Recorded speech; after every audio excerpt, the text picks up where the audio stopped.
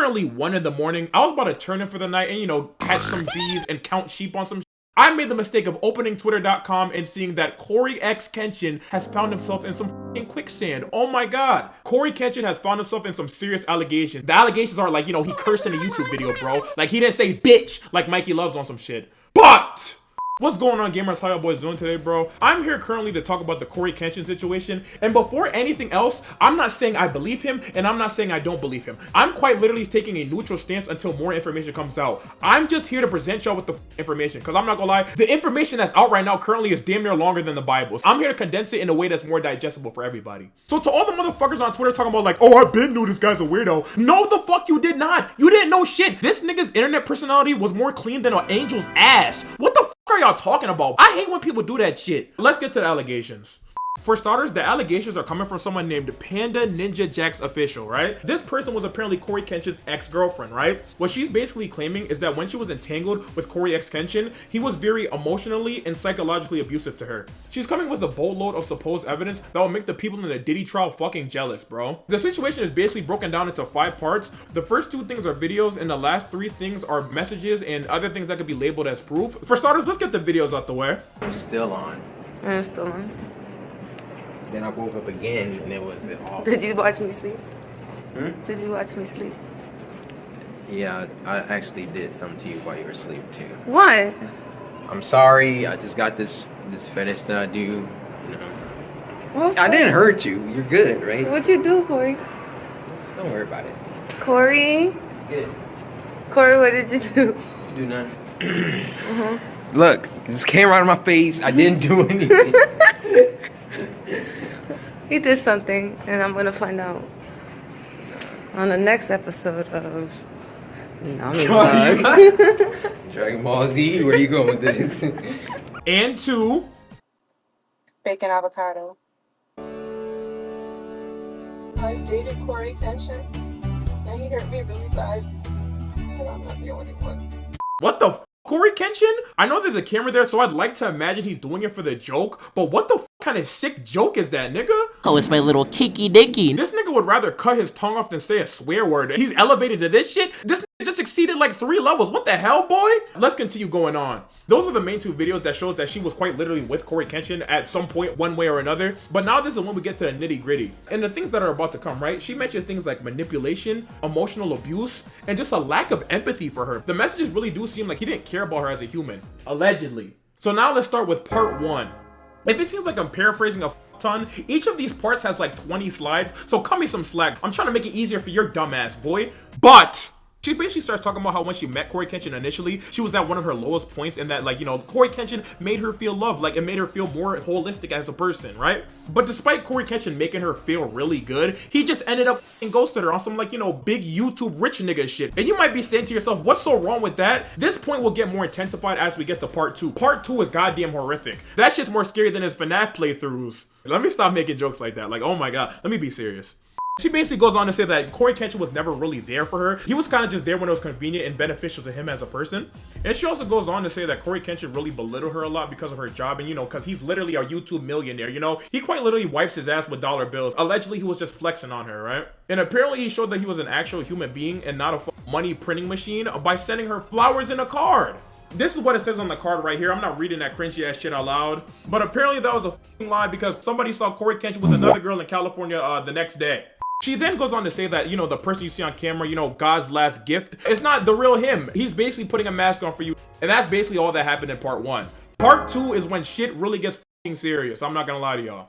Part 2 is where Saiyan lifts his hand up and takes control of the whole situation. And it starts with CoryxKenshin sending some crazy ass messages over Xbox Live. People used to tell other people to off themselves on Xbox Live. It's nice to see they're keeping up with tradition at least, bitch. Nothing good ever happens on Xbox Live, bitch. But Cory allegedly asked Miss Ninja if she's seeing anybody, and she asked why. Of course, you're kind of hitting me about the blue. And he said, quote, because I'm trying to fuck up your life some more. Or?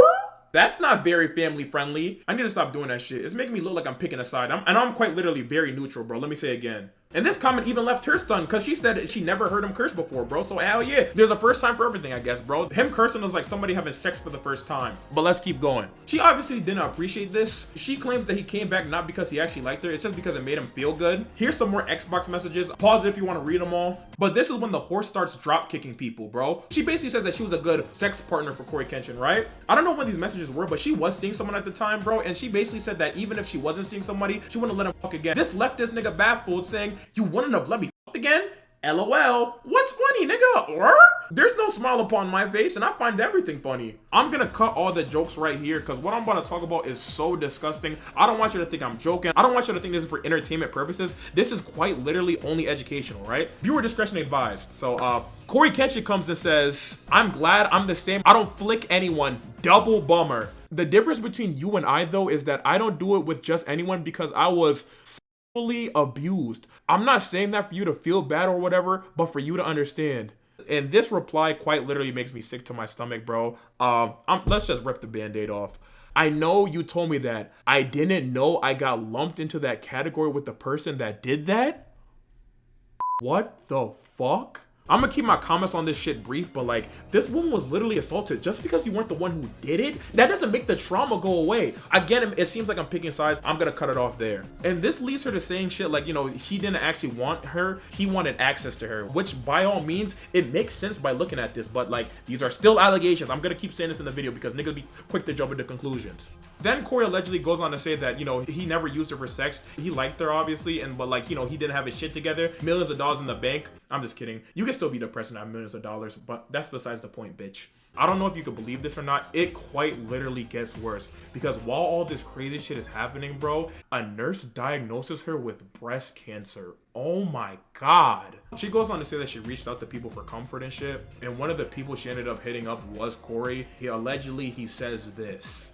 That was the most passive-aggressive cancer reveal ever, LOL. I know I'm famous for my like quips and, you know, witty humor. I literally don't have a joke for this because the jokes are supposed to be funny. This situation is not funny. Let's just keep going, bro. But like, please process that. That was fucking crazy.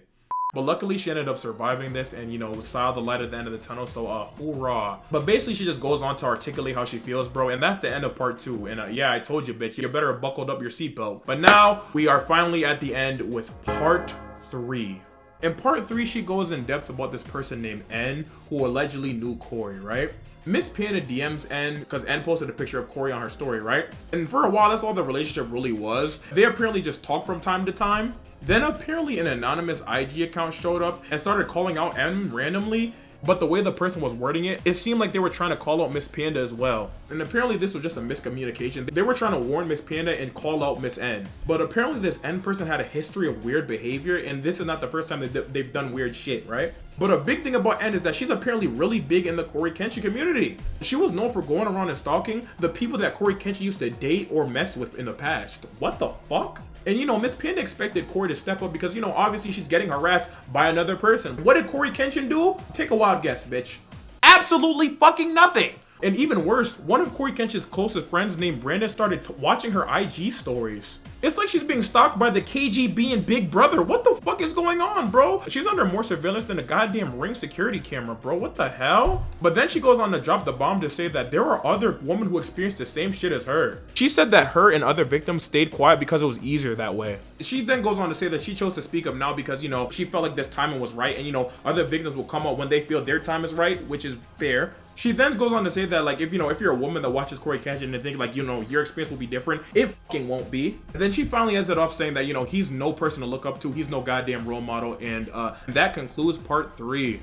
And I know I'm a commentary channel and I'm supposed to comment on these shits, but I'm waiting for more information to come out before I make a full-fledged opinion, you know? And I understand this was like a nuclear amount of information to drop, but one thing I'm gonna beg of you as a viewer, please just wait for more information to come out. Don't jump to a conclusion just because 1, you hate Cory and you believe Miss Panda, or 2, you love Cory and you think Miss Panda's full of shit. Just wait for more information to come out before you open your fucking mouth and say some dumb shit. That's all I really had to say about the information. I'm quite literally here just to be the messenger, bitch. But when more information comes to light, do you think I'm gonna give my opinion? But for now, I'm just here to present the information. I know I usually make jokes at the end of the video, but like this situation is too serious for me to joke about. And I'm trying to make light of a heavy hitting situation because I genuinely think laughter is the best medicine for everything, bro. But if you think my jokes were inappropriate shit like that, then I understand that as well. But with that being said, grandma, whoa, love your grandma, love your auntie, love whatever the fuck the truth is, bitch. But most importantly, my love your goddamn self. I'm gonna go edit this shit, then I'm gonna go catch some Z's, bro. Y'all have a great day, night, fucking evening. I'm out of here, bro.